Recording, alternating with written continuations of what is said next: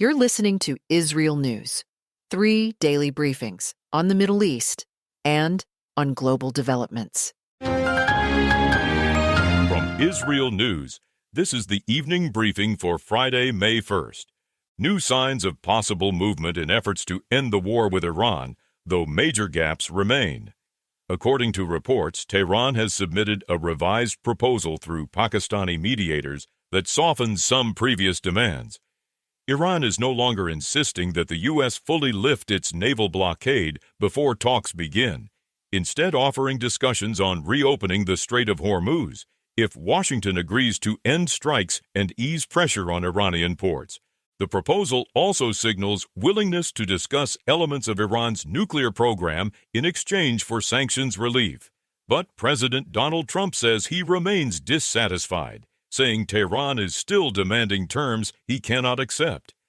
Trump says Iran has made progress, but questions whether it is ultimately prepared to reach a final agreement. Washington continues to insist that Hormuz must reopen unconditionally, while Iranian officials maintain deep distrust of U.S. intentions.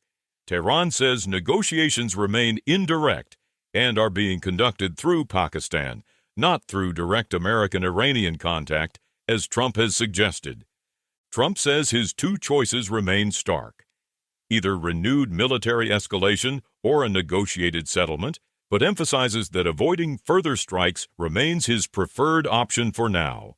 Meanwhile, Hezbollah activity is intensifying along Israel's northern border. In the largest wave of alerts since the Lebanon ceasefire, sirens sound across 23 communities in the Galilee and Golan Heights amid fears of drone infiltration and rocket attacks. Explosive drones launched by Hezbollah continue targeting both Israeli border communities and military positions.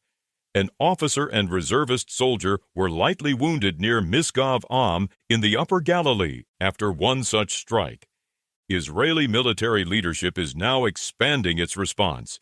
Chief of Staff Lieutenant General Eyal Zamir has directed Northern Command and the Israeli Air Force to strike Hezbollah's drone production and supply chain deeper inside Lebanon, potentially broadening operations beyond southern sectors.